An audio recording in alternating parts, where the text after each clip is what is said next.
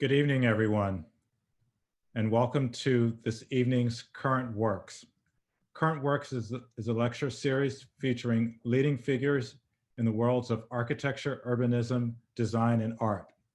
I am Mario Gooden, a member of the Architectural League's Board of Directors and its Vice President for Architecture.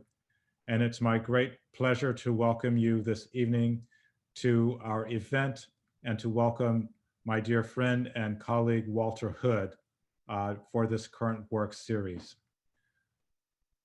Walter Hood is a creative director and founder of Hood Design Studio.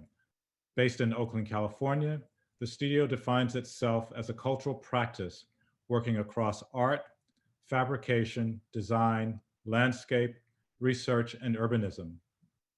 Hood combines architectural and the arts expertise with a commitment to designing ecologically sustainable public spaces that empower marginalized communities. Throughout his career, Walter has transformed traffic islands, vacant lots, and freeway underpasses into spaces that challenge the legacy of neglect of urban neighborhoods. Through community engagement, his work investigates the natural and social histories of a place, as well as the aspirations of its current residents. Walter is a recipient of the 2017 Academy of Arts and Letters and Architecture Award, and in 2019 was awarded the Knight Foundation Public Place Fellowship, a MacArthur Fellowship, and the Dorothy and Lillian Gish Prize. He is also the David K. Wu Chair and a professor of landscape architecture and environmental planning at the University of California, Berkeley. He was recently the spring 2020 Diana Balmori visiting professor at the Yale School of Architecture. Most recently, Walter is the editor of Black Landscape Matters, published by the University of November Press and just released in November of this year. I'm also happy to be joined by my other dear friend and colleague, Professor Mabel O. Wilson. Mabel Wilson is also a member of the Architectural League's Board of Directors, and she is the Nancy and George E. Rupp Professor in Architecture at Columbia University's Graduate School of Architecture, Planning, and Preservation. Mabel is also a professor in the African American and African Diasporic Studies Department and the director of the Institute for Research in African American Studies at Columbia. She is the co-editor of Race and Modern Architecture, published this year, and has authored Begin with the Past, Building the National Museum of African American History and Culture, published in 2016, and Negro Building, African Americans in the World of Fairs and Museums, published in 2012. Please join me now in welcoming Walter Hood. And before Walter comes on, just let me say that we're grateful to have this program supported in part by public funds from the New York City Department of Cultural Affairs in partnership with the City Council and the New York State Council on the Arts, with the support of Governor Andrew Cuomo and the New York State Legislature. I would also like to mention that we co-sponsor this program with the Irwin S. Channing School of Architecture at the Cooper Union. Now, please join me in welcoming Walter Hood. Thank you, Mario. It's a pleasure to be here with you virtually in New York and the Architectural League, and my other colleague, Mabel. I look forward to our conversation a little later. Share my screen here.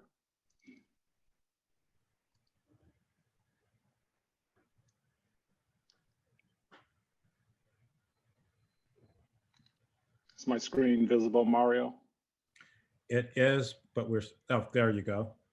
Okay, thank you. In speaking tonight about my recent work, I'd like to just highlight, some of the things from Hood Design Studio. As Mario said, we think of ourselves as a cultural practice, not really thinking like social practice, or even engage locally at the community level. To me, culture begins to suggest place and people. And as we know, growing in the global sort of world, that place is becoming less specific, but it's really about those people who live in those landscapes. And so our practice goes between this idea of the everyday and the mundane, trying to look at places where people don't normally look to. Commemoration is about really memory and remembering, and this idea of the life way, that different people in different places live in different ways. And our practice, we commingle these three different ways of thinking together, and each project might allow one to rise to the top, but we're interested in all three as we make the work. And the work has been, how can I say, plentiful in the last few years, but we've found ourselves working, one, in the public realm a lot, in a lot of places, and on the other hand, for a lot of institutions, as you see here, the Broad Museum, the De Young in San Francisco, and the Cooper Hewitt. But we also make projects with institutions, whether it's the Kapoor Center, which looks at health, or Bayview Opera House, which looks at performance and theater, to radical places like People's Park, which we're redesigning as we speak. But the work also really doesn't create a specialty. It's a way of working, it's a process. And whether we're at the scale of 1,000 acres, like in Pittsburgh, or to the scale of an alley in Philadelphia, like Pearl Street, we're always trying to listen to the local, but also pushing to get people to see landscape differently. A case in point, we were hired in Philadelphia to turn Pearl Street into a park. And again, having to work through with the client to talk about what's a park and why an alley should be valued. That's where the work, I think, sort of gets its sort of genesis. Our practice is also a lot of the times in urban areas, we introduce art in the public realm. And we find that art is another challenge in the public realm as a way to bring beauty to places that sometimes don't get beauty, but it also begins to challenge the aesthetic, right, of a place like Coastlines in Los Angeles, which is in Wilmington, which is an industrial landscape that has no inert material where historically there was sandstone. And through these narratives and stories, the project tries to reveal a landscape, one, that has been denied and lost in memory, or two, connecting people back to their way of life.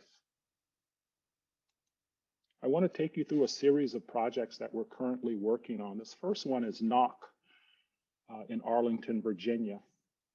And we were hired to come to Arlington and work with a local community that was part of a larger diaspora that goes back close to 120 years. And this would be to Arlington Cemetery, to one of the first freedmen's villages in the country.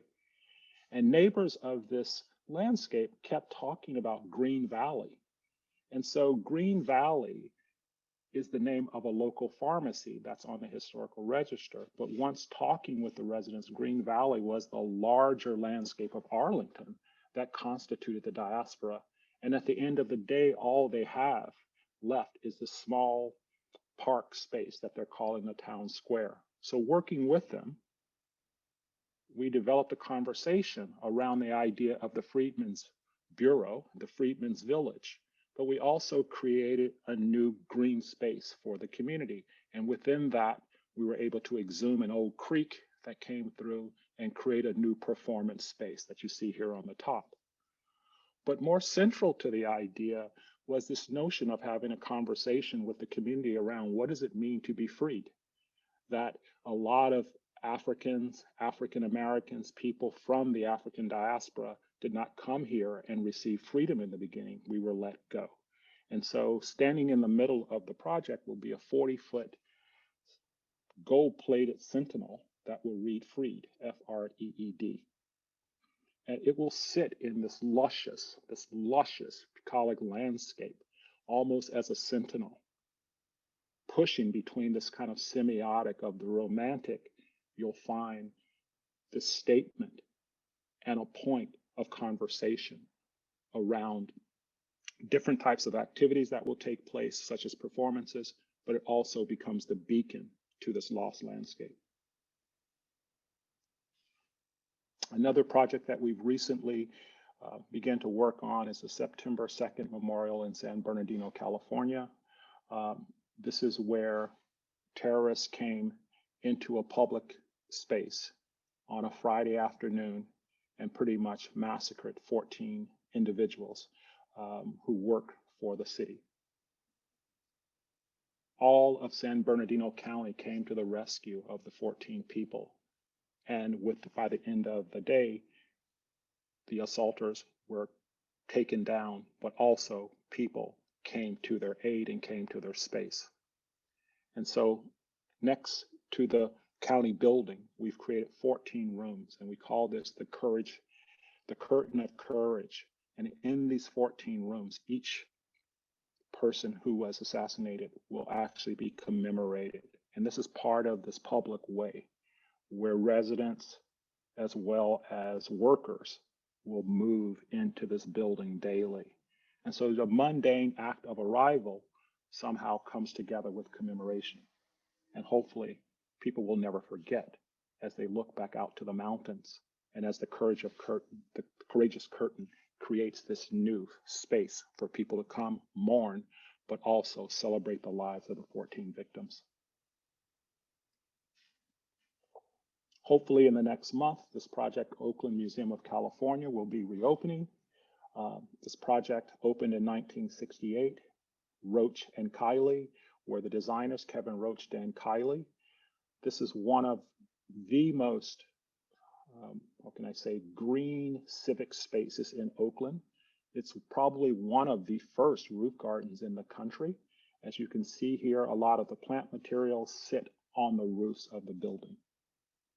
We've been working with the museum to take a look at this 50-year-old structure. And as one might sort of be aware, after 25 to 30 years, plants change. After 50 years, they change a lot. We were able to sort of take out all the plants in the planters, finding that a lot of the places where plants were planted, they were not suitable for planting. As you can imagine, in these early days, this notion of putting plants on the roof of a building was very novel, and we know much more today.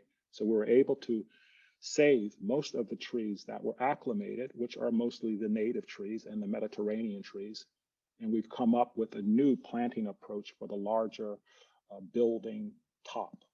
And through this, we're making new dirt that will allow the plants to come back in over time.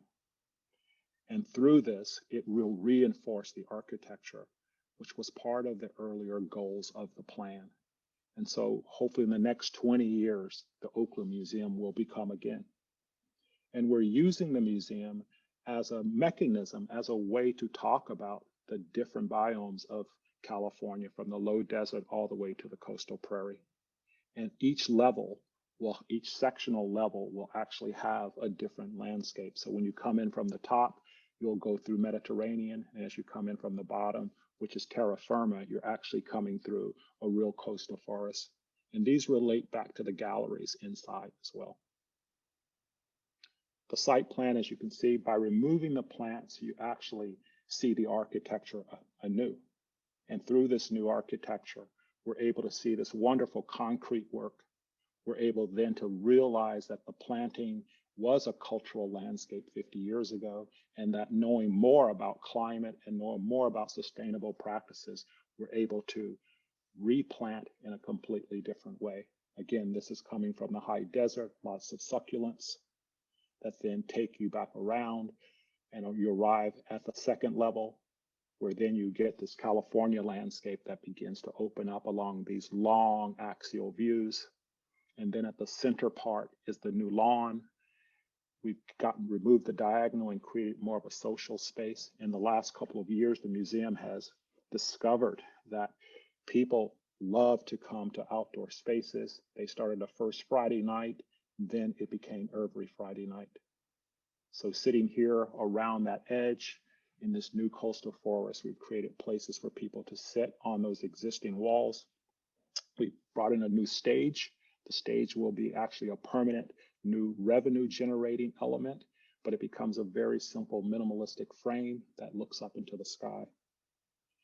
And from the stage looking back, the terraces become an amphitheater.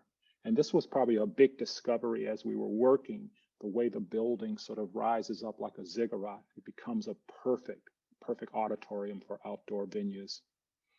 And then probably the piece de resistance for this one is we open the museum up. So now when you come towards Lake Merritt, you can actually walk directly into the museum. This used to be a concrete wall that was completely solid, closed.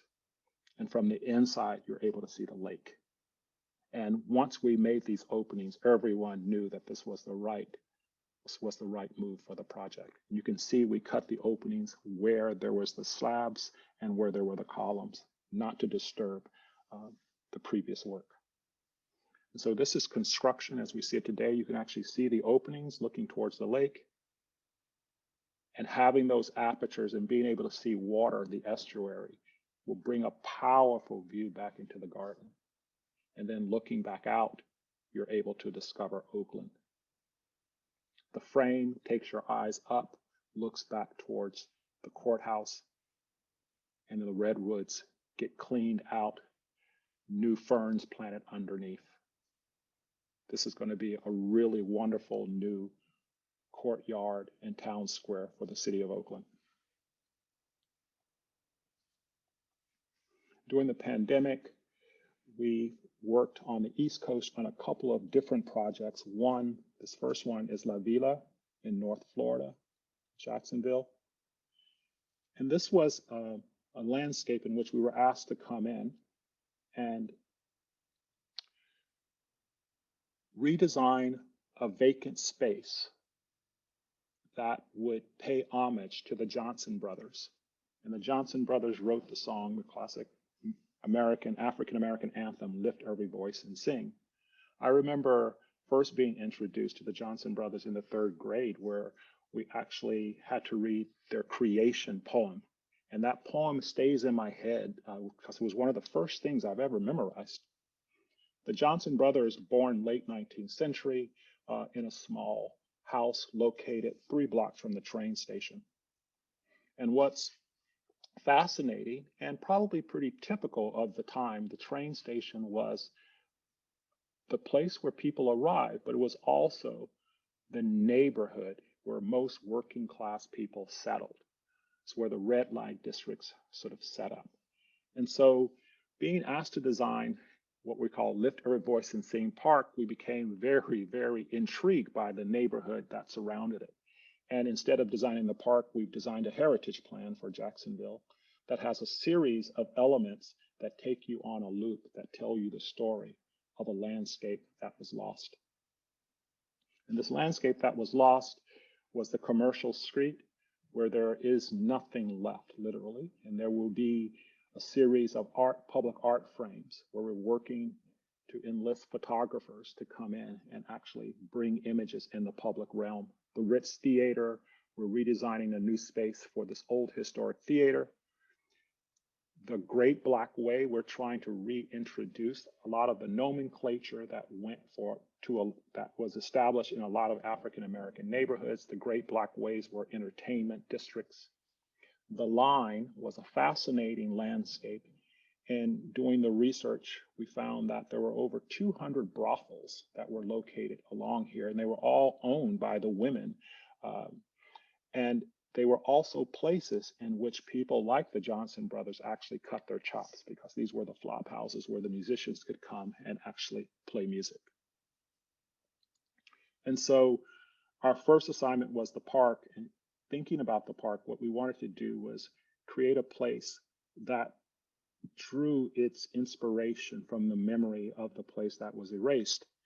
And we're very fortunate that one of the city bureaucrats actually preserved 3 shotgun houses, and they put them in a separate lot. And when we were privy to them, I asked them, could we actually use one of them? And so we're taking an existing shotgun house and moving it to this space. And we've also suggested that the other 2 go to other spaces. And the shotgun house then becomes the memory keeper. It becomes the place in which we can tell a story in a landscape that's been completely erased. And so arriving from the train station, instead of going with the current bike trail that will take you to the east, we've created our loop, which takes you to the west. And across the street, every time there is a new design, the street actually changes and becomes part of that.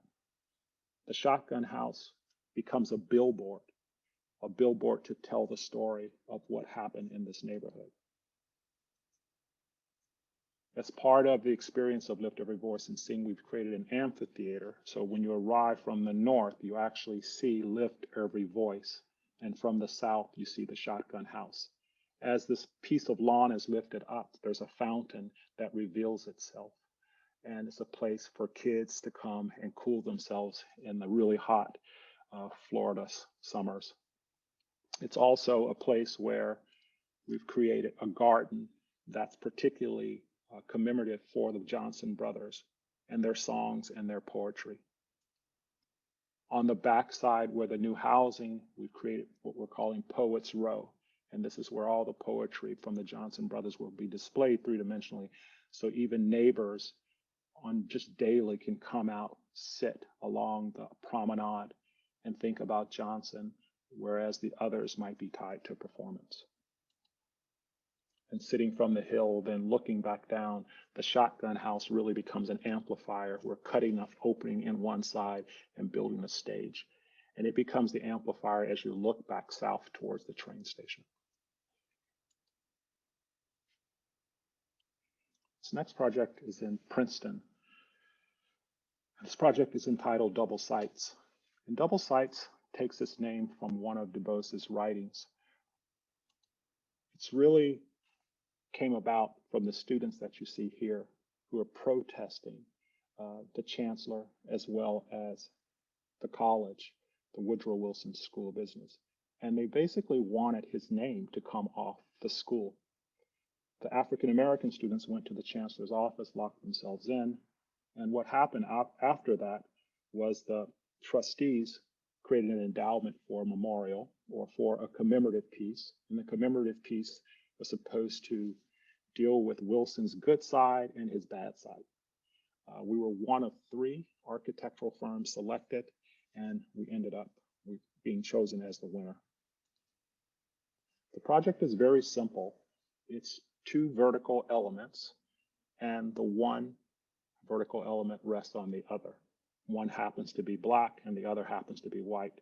And we took liberties here to talk about this binary, thinking of the larger cultural context, but also thinking about privilege and this notion of privilege and how privilege gets to rest on the back of those who are not privileged. It also began to set up a way to begin to have a conversation around a man who was privileged and he didn't have a consciousness to actually think about the people who were subjected to a lot of the laws and a lot of the norms of the day. So inside the piece, as it opens up, are all of his detractors, everyone from Trotta to Ida B. Wells, those who pushed him to be a good man. And we know this story all too common of the privileged who gets pushed one try after another, and in the end doesn't come through. So from the distance, the piece is reflective as stone glass, and it reflects the entire context around it. Again, on the inside are the words of his detractors if you go up and read, and they're larger than the words on the outside. The words on the outside are carved into the stone, and these are all of Wilson's words. And we were literally about putting those words in white and black. It mutes those words until you get up close. And once you get up close, you're able to sort of understand the man. And then at night and by day, there's a lenticular piece on one side that shows the faces through the years of those who champion either male or female, Ida B.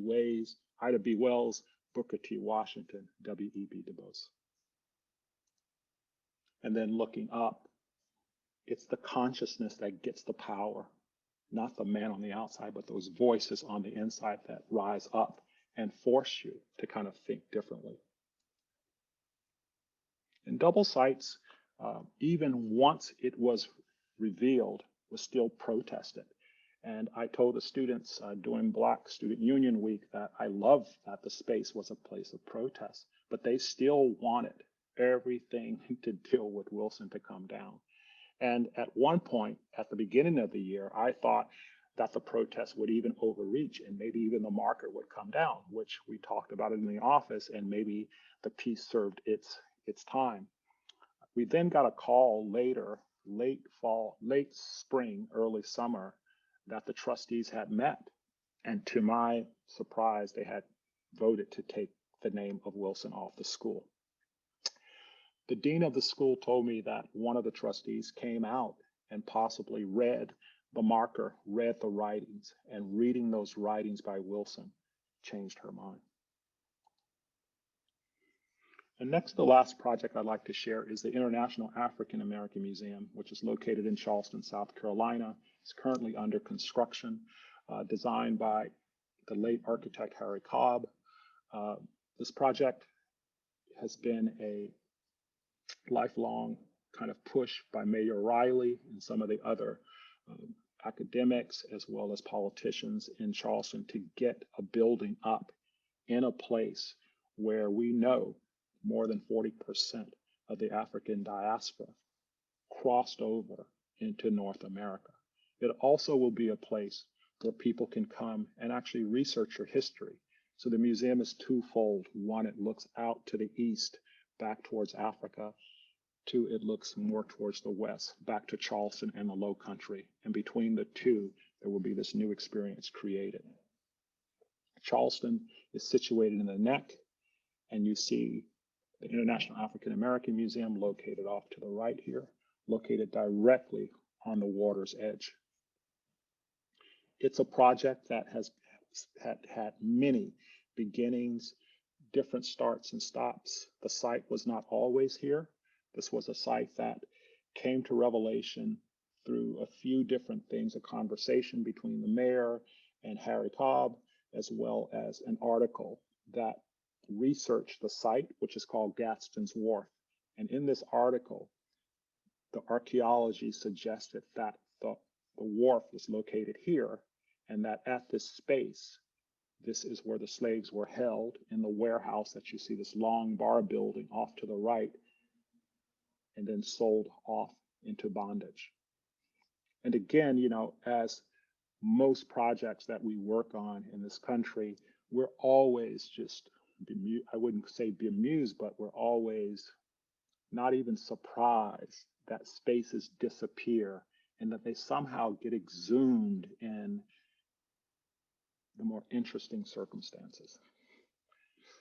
As part of the project, working with Cobb's office, we went out and we laid out the site. We located where the old land was. Archaeology was done, and sure enough, they found Gaston's Wharf. They found the warehouse. So this is truly the real site. Right now, we sit down 7 feet from sea level rise. Harry Cobb has designed a non-rhetorical building that sits in a hurricane zone. So it's elevated 13 feet off the ground, but it spans almost a football field in length, creating an underside that Harry talked about respected the ground, that the ground is, the building's held up by 2-meter columns, but the ground is doing all of the work. We were asked to think about how the ground could actually commemorate those lost, and I was taken by Toni Morrison's work, A Bench by the Side of the Road, as well as many other writings that talk about that there's really not a place in North America where African Americans can go and actually sit and just think about our ancestors. There's no place, there's no Plymouth Rock, or there's not even a fictitious type of landscape. There's no building, there's no overlook. And can we create a space here where people could actually come and dwell and actually think? The site plan is very simple. As I said, the underside of the building is pretty much clear. It's all tabby, crushed shells that rise up and become the columns. To the north side, we have what we're calling the Low Country Garden, and to the south side, we're basically dealing with the remnants from the archaeology of the warehouse. At night, this landscape will be like most of the landscapes in Charleston. It'll be open. We've talked a lot about, should the site be closed? This comes a few years after the massacre at Mother Emanuel, which is 3 blocks away to the west.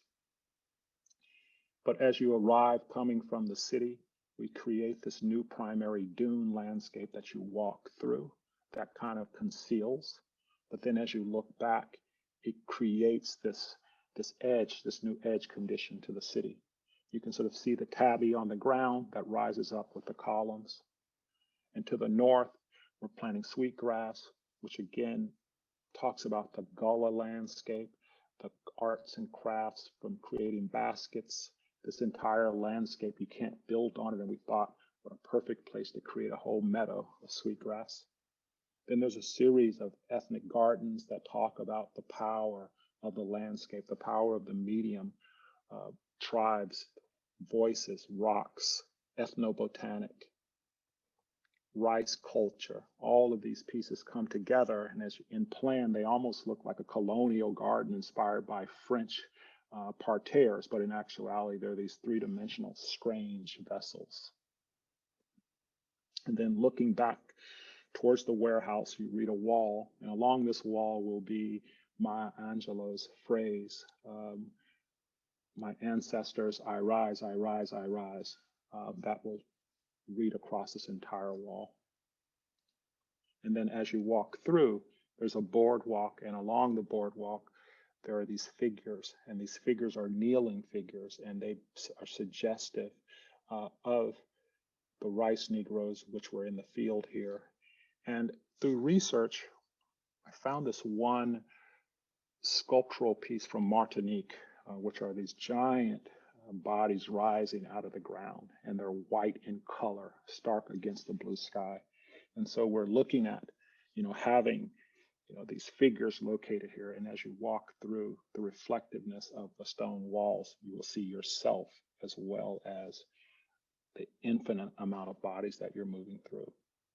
And so we're working now trying to figure out the scale, the repose. Should they be the same? Should they be different?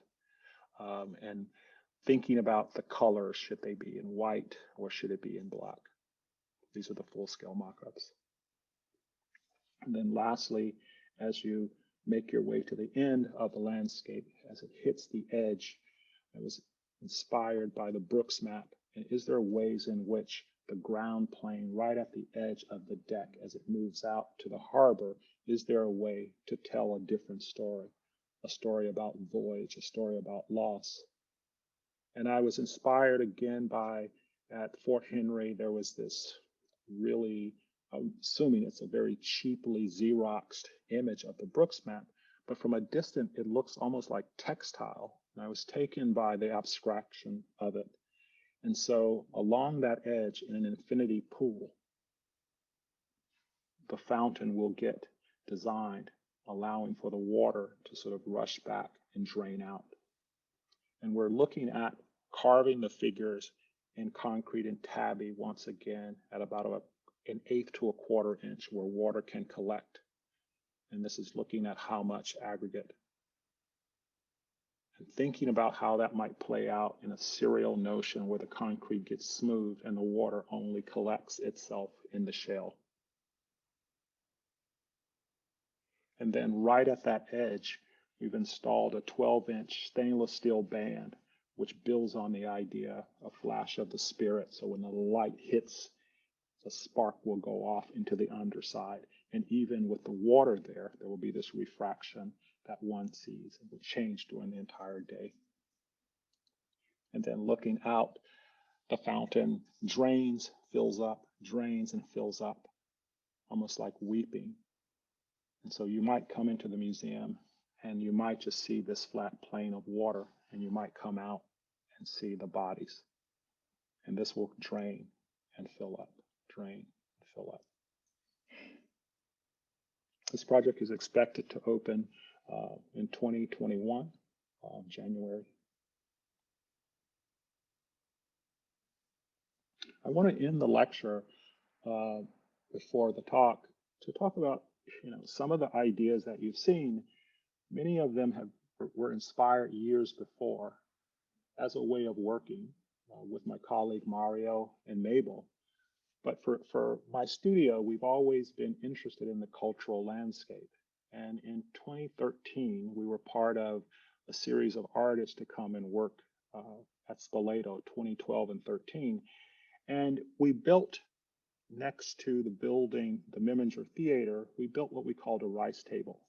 And we were intrigued by that even though Charleston was built, it still works as a wetland. And within a month and a half, we built a wetland in a schoolyard. We grew rice, there were frogs, there were blue herons, and there were all kinds of cultural practices that came to the site. And the revelation for me was, you know, I had heard this in graduate school, but floodplains are always floodplains. The ground will always do what the ground wants to do. And coming out of that project, Mario and his firm and myself, we collaborated on the school would be off to the right, but we collaborated on a real project, which was the courtyard for Meminger. And we were inspired by the rice. And this is a rice dance by my colleague Ernesto Pujol, and the rice dance, the tabby ground. But we created a space where the ritual came out of this idea of thinking about the land. And over time, the space has now become verdant. And it still marks that memory of that sloping ground plane, right, and the rice ceremony. And another project in collaboration with Mario took us to Virginia Key Beach. And this was one of the first African-American beaches, segregated beaches in Miami for Blacks. And working on this project, again, the firm, we moved towards this larger idea of trying to understand, well, what was the landscape doing? And this idea of the strands of the beach, these long linear pieces, became something that we were really, really interested in. And I show these two projects because one in Miami, which is a completely different ecology than Charleston, in both, we found these places where we could enter into a conversation through the landscape. And the strands here were a protective element that allowed the beach to be a beach, but it also allowed African Americans to be in a protected space. And so very early, Mario says this drawing on the left, we did it in an airplane. I think this is the airplane sketch. But then as we developed the plan, the landscape really became this larger gesture against the building. It didn't become a set of kind of tropes, little elements you did, but it was this larger landscape that we were able to sort of bring to the forefront. And working with Mario, this was a revelation again for us in that within these landscapes, we could find something that could carry the day. And here it was these dunes that came through. And again, these strands that began to sort of work with the building and allow the building to literally sit in a landscape that was in constant flux. Thank you.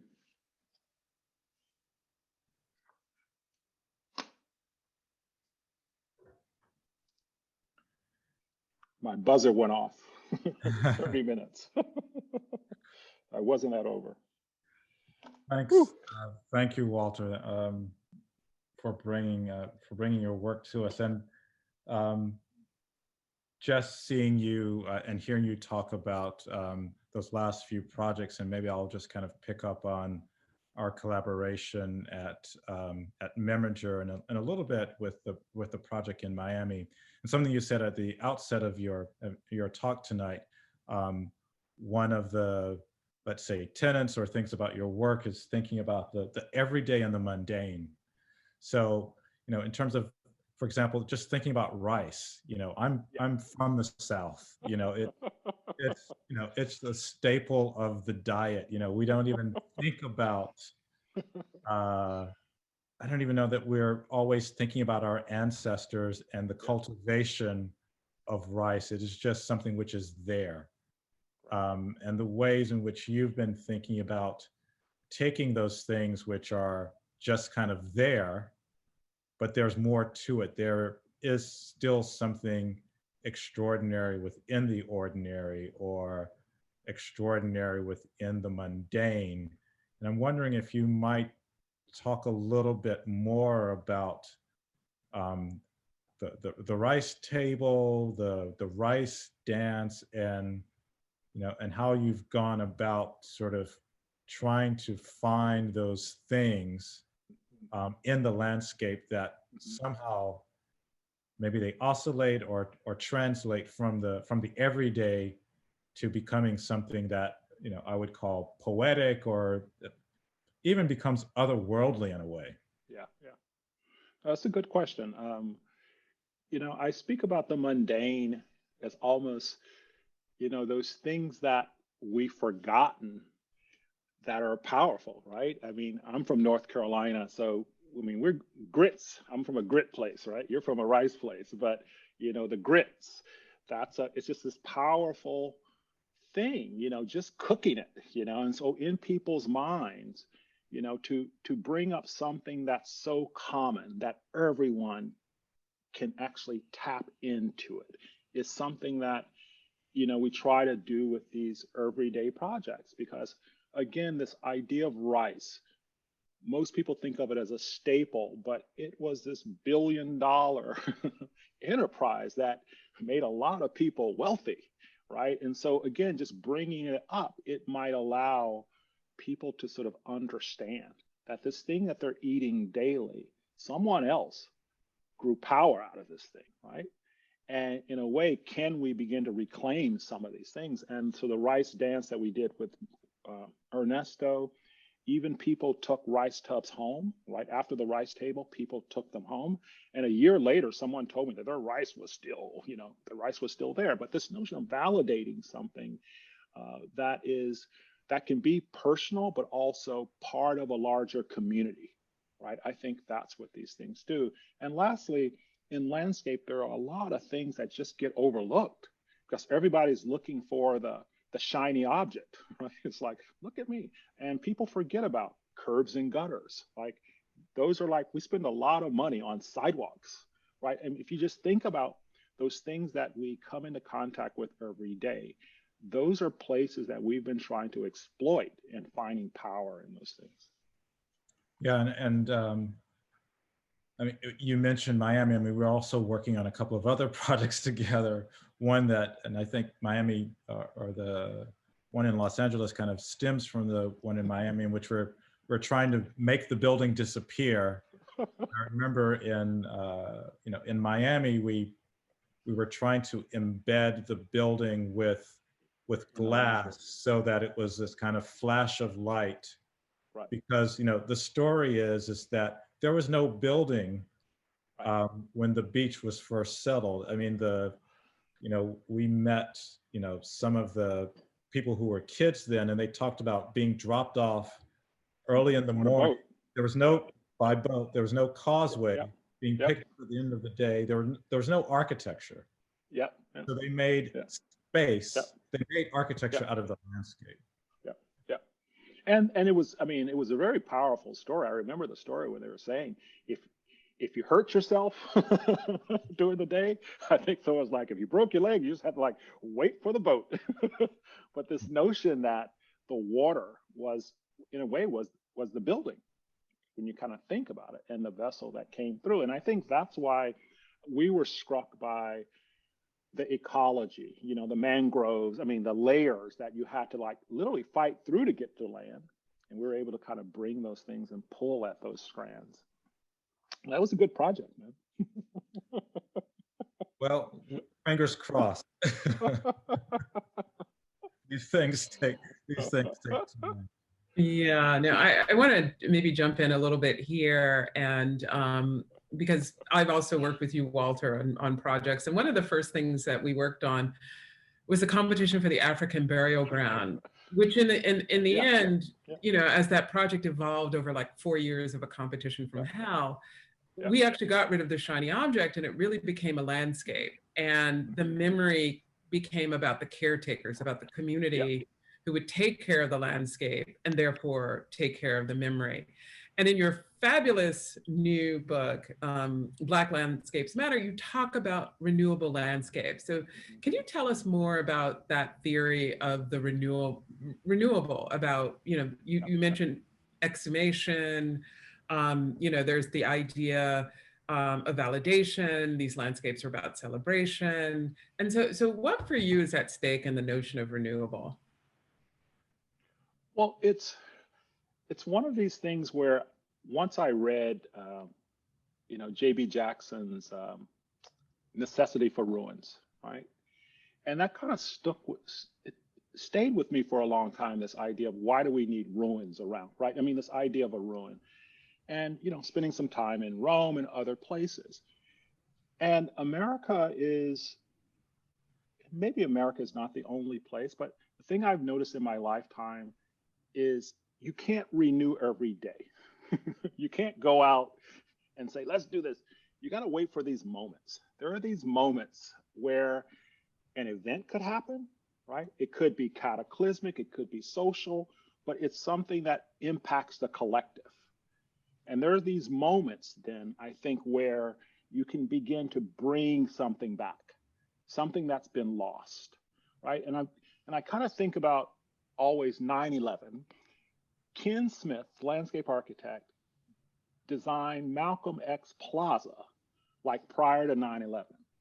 And I think it was the morning after 9/11, there was a ceremony at Malcolm X Plaza, about 9/11. And what it made me think about was how Malcolm X was, the number one on the FBI, and just thinking about how could you have a space that would have his name, but you wouldn't probably have it until the 90s, right? That probably couldn't happen in the 70s, probably couldn't happen in the 80s. And so it takes these moments before something gets pulled back. And I'm pushing more and more to why do we have to wait? And can we find these other things that might allow us to have these conversations? And you see it this year, like with the George Floyd. I mean, a project that we did 4 months before George Floyd, I couldn't get anyone to talk about race or anything.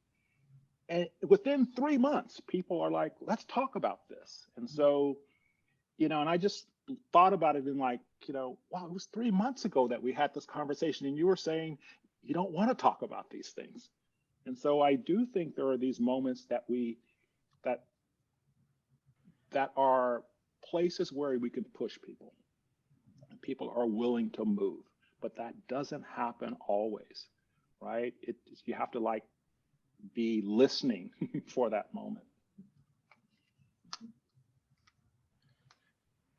Yeah, and thinking about renewable, I was also thinking about the landscape as being renewable, also struck by the project you're doing at the Oakland Museum and Dan Kiley's original landscape that you have sort of removed. I mean, I don't remember the exact year that was built, but 68. 68. So we're, nearly, over 50 years ago.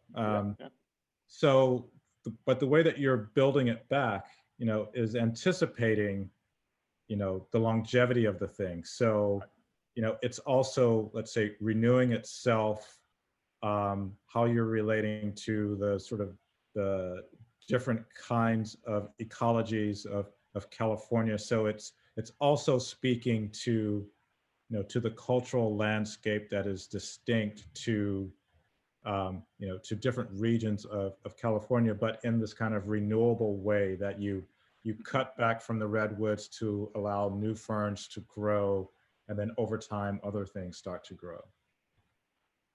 Yeah, I think it's a different, way for us. This is the first project that, we've worked on, and the flora is not about opening day, right?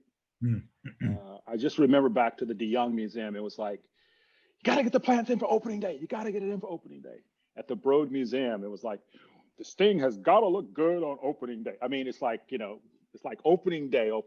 This is like, the plants are babies out there. And so it's really the architecture that's revealing itself opening day, right? I mean, these openings, these new openings, the new stage, there's a new opening for a cafe, there's a new ramp that takes you there.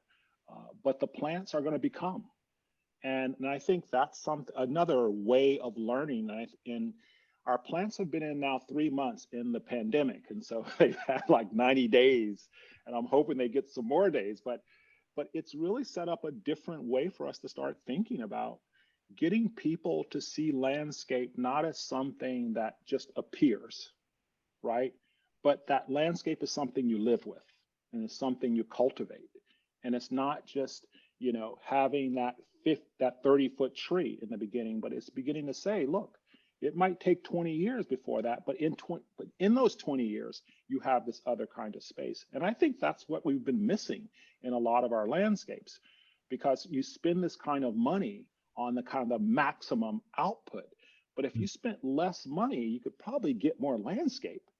And then you would have people be part of that cultivation, which, you know, it's, again, is something that we're trying to get more of our clients to think about. Yeah, I mean, I think that's an interesting point, because I think your landscape at the new museum, you know, in Charleston, the IAM certainly does that. I mean, you asked me to contribute to an upcoming book you're doing, and I was really taken aback about the difference. You know, there'll be the history that unfolds in Harry's building, and it'll be amazing and impactful.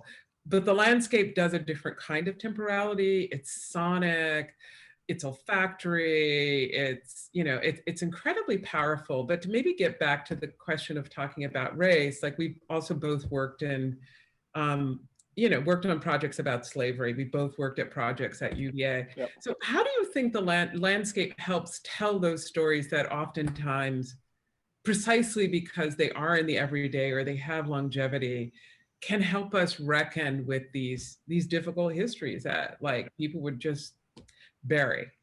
Yeah. Well, I think if they're not tied to this kind of physical edifice, right? Which, you know, I wish we could tell more truths in our buildings, right? But people tend to shy away from that pre-existing thing by creating a new story. The landscape to me is, I don't know, I was having this discussion with people about, you know, fiction, nonfiction, fiction, myth, but the ways in which we could talk about landscape is not just in this objective way, right? I mean, landscape is phenomenological. It has this temporal aspect to it. It's alive, right? Landscapes can perish. They could be born again. At IAM, one of the first questions we had from the city was, you know, this is hurricane. Your site's going to get breached. And we're like, okay. So we know it's going to get breached, and the ethnobotanic stuff might wash out, but that might give them the ability to bring it back. And so this notion of like having something that's permanent, it's possible that there's this constant, again, cultivation of the same space. And this is what people do in New Orleans. It's what people do in South Carolina and Florida. When these events come through, you renew, right? And so, again, I think the landscape has this ability to tell broader stories. And that's something that, for me, the piece in UVA was kind of the first time I was able to do a project where it was not about a kind of a linear story, right? It's about Kitty Foster, you know, free slave, woman who's working for the boys at UVA. And, you know, it's probably the reason why I got done. There was this other big thing being done, and this thing was very small, and there were no eyes on this thing, right? And so we were able to, like, you know, really tell a different story. And the story was about, you know, death and about the spirit. And so the Shadow Catcher is really about the way in which Southern folk, you know, think about the here and the afterlife. And that's taken place through a kind of an archaeological frame. And I was really surprised that even my graphic designer, Shadow Catcher, the light, and, you know, for people to, and this was what, like almost 15 years ago, right? When we started thinking this way, people were really open to that. And now to see your project unveiled, which I can't wait to see it in person, it starts to then give these multiple perspectives and begin to suggest that we have to tell these stories in multiple ways, right? There's not one singular way to do it. And we need more ways in which we can kind of do it. And I think the landscape has that ability to take more stories, to take more things, particularly in the mundane. Mm-hmm. So maybe we should just take the time to ask people if they do have questions, they can actually ask them in the Q&A, which is a little bit easier for us to see actually than the chat. Yeah. And there were 3 artist projects honoring Kay. So maybe we'll take one of the first ones here. This is from Michelle Delk, and Michelle asks, hey Michelle. Michelle says, thank you for your thoughtful approach and presentation, Walter. Can you share more about how you approach building consensus or coming to decisions amongst the many viewpoints you engage during your design process? Yeah, consensus. Good luck on consensus. That's a good question, Michelle. Hope you're doing well. Different projects, evoke different conversations. The project that I showed for Arlington, we, at our first meeting when people talked about Green Valley, I got the client to get us a van, and then we spent a day going around Green Valley. But then getting back to the design, when we presented this notion of freed, not everyone wanted it. I mean, the military dudes got up and was like, I went to Iraq, freedom, it should be freedom. And so there was a lot of debate around it. But one of the beautiful things I think about being truthful to people in a setting, that people are willing to go if the consensus, the growing consensus is in one direction. If you brought people along, at least in our experience, those who object or don't see it are willing to go along because they understand the process. And so I would say in every project, there comes a moment where you have to figure out a way, right, to bring people along.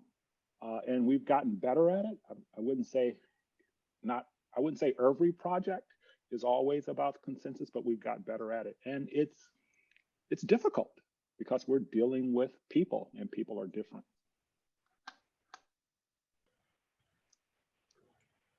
We have another question. This one is from Tia Brands. Let's see where to go here.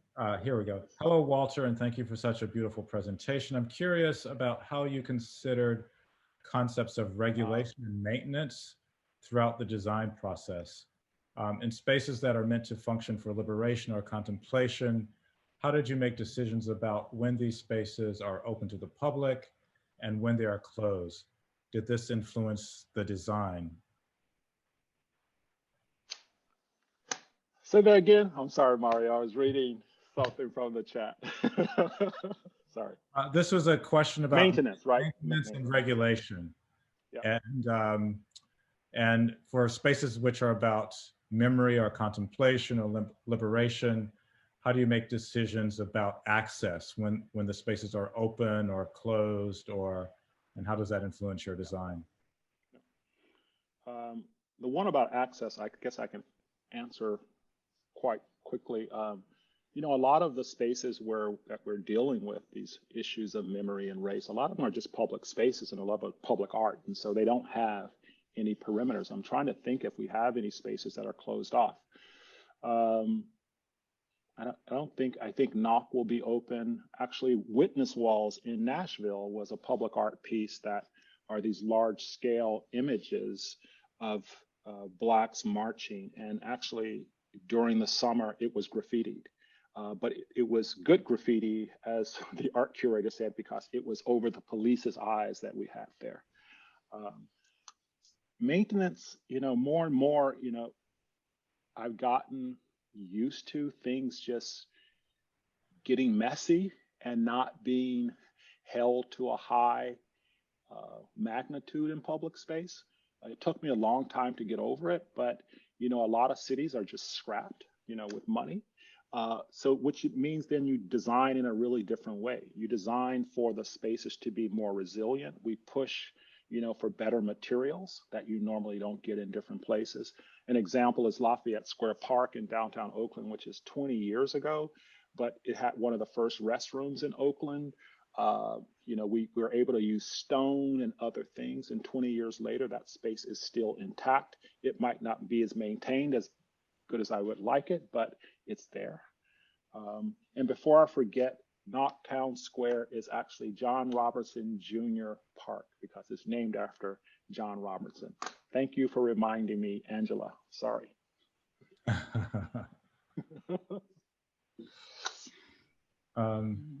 And Matteo Milani wants to know if you could speak about the 2 days that you spent in Charleston, meeting with the local community as you were working on the design for the IAM.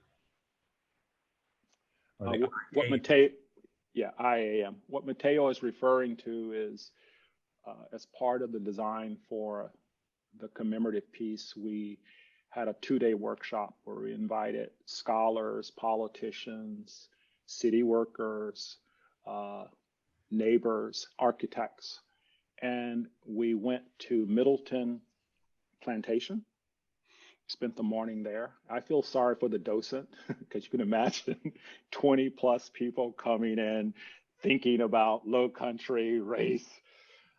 Poor docent. Doing the whole tour was basically just asking questions and questions. And at the end of that tour of Middleton Place, we ended up at an installation that they just opened. I think it's called In the Fields.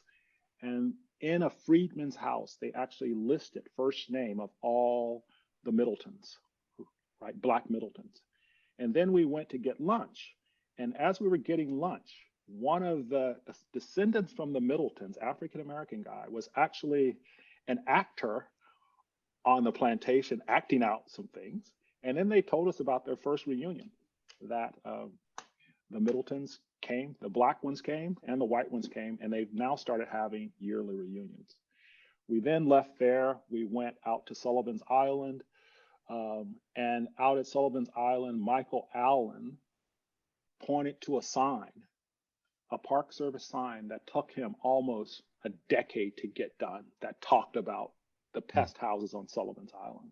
And that's where I saw Toni Morrison's chair by the road, which is this very simple, inexpensive bench that has a plaque. But what pushed me was all of us gathered around that bench and took a picture.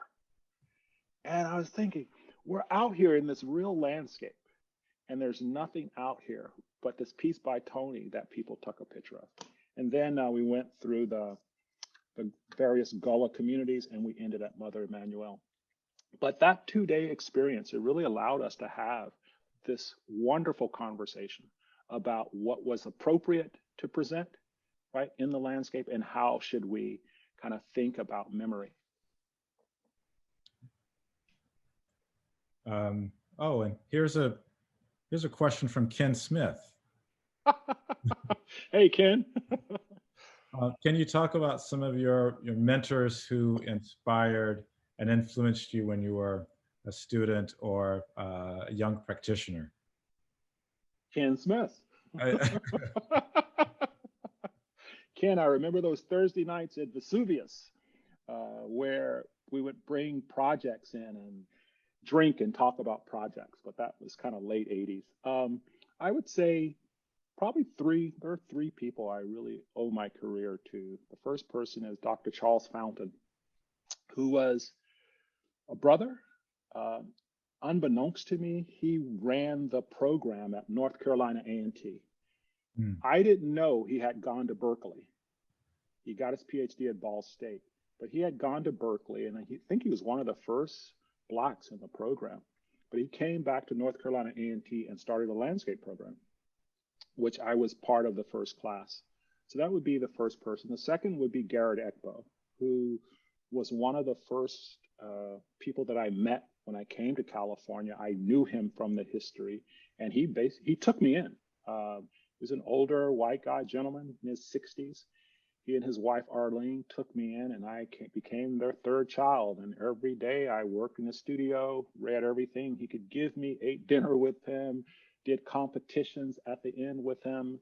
And I was there, You know, I think I was in Rome when he passed away, but his wife and him, they still major memories to me. And lastly, Randy Hester, which is from North Carolina, which I work in his practice.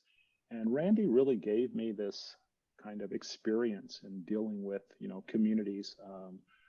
And what was great about those experiences, in most of the projects, none of the communities looked like me. So we were doing work up in Washington State, as you can imagine, out in the boonies. But working in those contexts, you know, it gave me this kind of freedom to kind of think about, right, who I was, how could I do this in those places? And so to work in other places, after working in places like that, is nothing. Right? I mean, if you worked in the woods of Washington State, you can work anywhere. Maybe that fits with a question from Timothy Moore, who was asking, you know, are there types of projects that you or your firm would avoid working on? You know, what kinds of briefs or RFPs might make you pause or might give you pause? Well, for a long time, we just didn't do housing. If anybody called and said, we're working on a housing project, we just didn't do it. Because my first few years in practice, housing architects have such a shtick. And so, you know, you just couldn't get past the architect and the way they practice. And so I just stopped doing housing because the site plans became formulaic, they became all the same.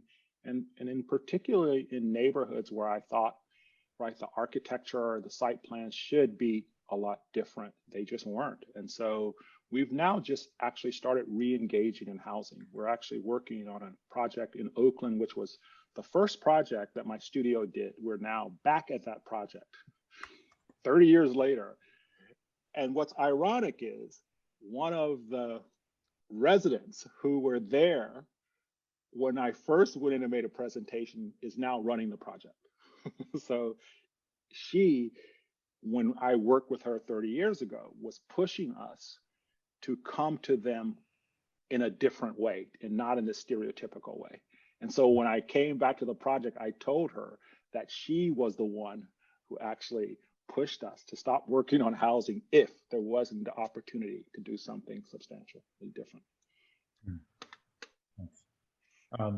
Mabel, just wondering if you have a question here from the chat that you want to direct Walter's way.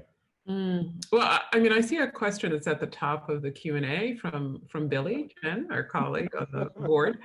Do you think you're a patient or impatient person? Do you have a short-term or long-term visions of the same place? Billy. Oh, good question, Billy. I think I'm very impatient, right? But I've had to get over it, that once you do a project, you got to keep going. I used to sort of get attached, right, and want to go back and change things. But now, you know, I guess I'm in a better place where, you know, I'm okay with making something and moving away. If the client or the constituency wants to continue a relationship, that's something that we're always open to. 10 years after Bette Midler's New York restoration project in Queens, we just re-engaged with them. I just helped them install new solar panels and things like that. And so if there's an ongoing relationship, I think Splash Pad Park in Oakland, I think they sent some notes that they were going to be on the lecture tonight and all of that, but they're a group that I've stayed in contact with. Not everyone wants to stay in contact. And so sometimes projects are short-term and sometimes are long-term, but I have lots of friends around in different communities though. So, but definitely impatient. I want everything to be done tomorrow. But landscape takes time. Landscape takes a lot of time. Yeah, there's another question from Angela Adams that is also kind of at the top. It says, hi, Walter, I'm Angela from Arlington Public Art. We're so excited to be bringing back the Knock, now known as John Robinson Jr. Town Square in Green Valley, to fruition next year. We've talked a lot about this, and you mentioned no one wanting to talk about race until George Floyd's murder this year. Someone who is typically ahead of his time, tell us about the Norfolk Project and a client community who wasn't ready for the ideas you were bringing at the time. And I think this is a really good dovetail to the question below from Millie Roy, who says, thank you for this thoughtful discussion. Walter, I wanted to know if you feel your projects subvert white supremacy in any way, physical or ephemeral. Thank you.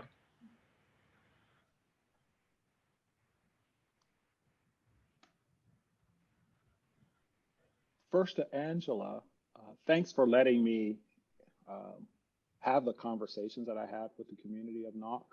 She's referring to a project that preceded that, and it was in Norfolk. And we were hired almost a decade ago to do a project in Norfolk that dealt with massive resistance. And I didn't know anything about massive resistance. And it's basically citizens, white citizens, decided that they weren't going to integrate.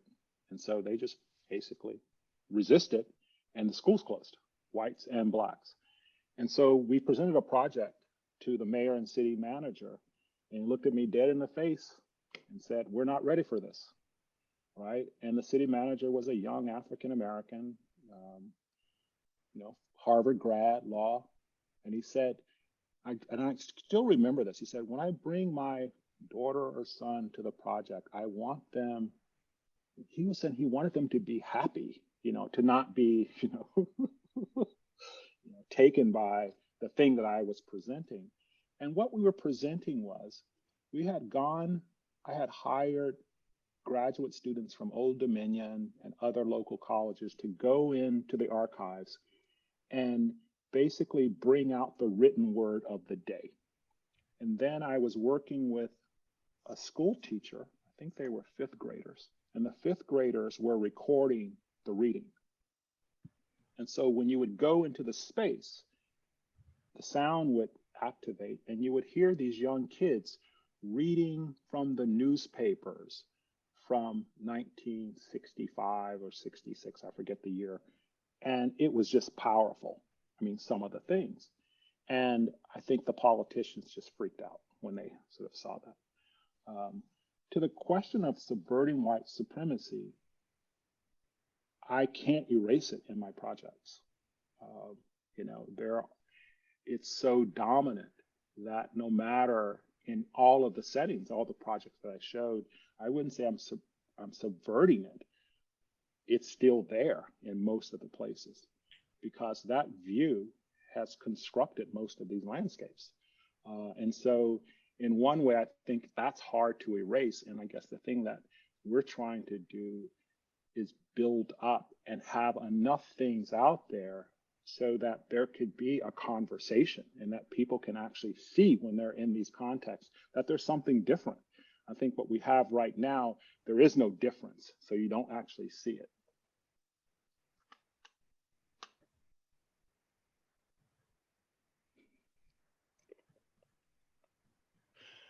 I'm just laughing at Joel Sanders. You want to respond to ramp fatigue from Joel? I hate ramps. I hate ramps, Joel. I have a big thing in my my studio. We talk about slope walks. That ramps, American Disabled ADA has created this idea that there's always a ramp. I'm just read the first part. I'm assuming that's what you're talking about. But I think we can talk about sloped walks more these days.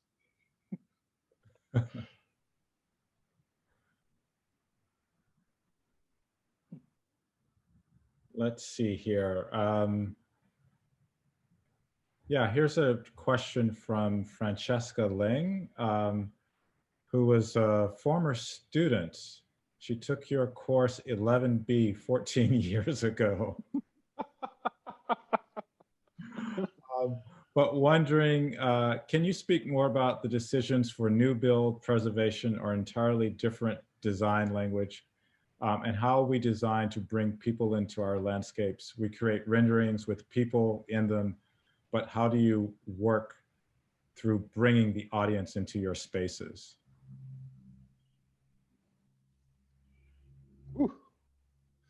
a lot of questions. I guess I'll just sort of speak to, this notion of preservation, new build. I mean, in landscape, it's just really hard unless the landscape has been canonized or thought of having some importance. Landscapes just get wiped away. And one of the things that, again, in projects, we like to try to hold on to things, right? If you look at some of our work from the De Young to Splash Pad, I've never, see if I can say this. Yeah, I've never planted a palm tree in any design, right? And I always, people say, why'd you plant palms? It's like, they were there, right? And so at the De Young, the palm trees were like close to 100 years old. And so we were able to take them. At Splash Pad, it was the place where discarded palm trees arrived, right? And so it's this notion. So I like that when there's something there in a landscape, I want to hold on to it. And it could be the ground, it could be flora, it could be inert material, et cetera. The other part of your question, about experience, getting people to kind of understand landscape, a lot of the time, if we have a good client, we tell them that my representations cannot tell you what the space is going to feel like. And even virtual reality can't help you explain the space. I'll give you an example. If you're in a space, a landscape that's been designed, and you go there and it's 100 degrees outside, I guarantee you're going to feel different in that space, whether you come on a day where the temperature changes. And so you have all of these other things that impact space. And so what we try to talk about is kind of the textual, the feeling of the space, the materials, how big it is, but never trying to say it's going to feel like this. And more, I think we've gotten better at the kind of the material quality and also thinking of landscape as a medium, that it's not a lot of just stuff, but it's like the sky is really important. The ground is really important, right? Inert material is really important. It's how you compose those things. Yeah, and I missed the first part of Francesca's question, which had to do with preserving existing historical landscapes in terms of how they might be painful. But that also leads me to a question about the project in Charleston, the IAAM project, in terms of, and I'm thinking about those reflective surfaces and the figures, and I'm not sure if I want to walk through that. Yeah. So how do you think about that when you're designing it? It's I want people to feel like they might not want to walk that way. I mean, this was one of the conversations that we were having around the museum was, do we want to create spaces, that make people, take a step back, and think about it. I was taken by, some of the figurative pieces. I mentioned the one in Martinique, but there are others, around the world, particularly in the diaspora, where the figuration, the sculpture is so powerful in your face that it does begin to have a reaction to your body. And the ones that I was just showing you in white, I have them in my studio now. And from the clay to the scale, it really changes. And this notion, so now I'm struggling with, should they be black, should they be white? I actually like the white figure because it is more ghostly. Reminds me of, what's his name, Siegel's work, who does a lot of the Holocaust sculptures. There's a particular one here in San Francisco. So on one end, it's the first project that I think we've made where the aesthetic and the experience is something that I haven't done before. This is like the first figurative piece that I've done, in sculpture. It's the first, that horizontal piece with the bodies carved. Again, this kind of figuration is something that I haven't done before, and it's kind of scary, sort of broaching that. But I think it's a place where I think that emotive quality should happen here at this space. Yeah. And maybe before we wrap up, this is not a question that's in the chat, but I don't know if most people know this about you, but you you studied architecture, you're a landscape architect, but then you decided to go back and get an MFA. And I'm wondering if you might just kind of, you know, in closing, might talk a little bit about your experience in terms of getting an MFA and your decision to do that. Yeah.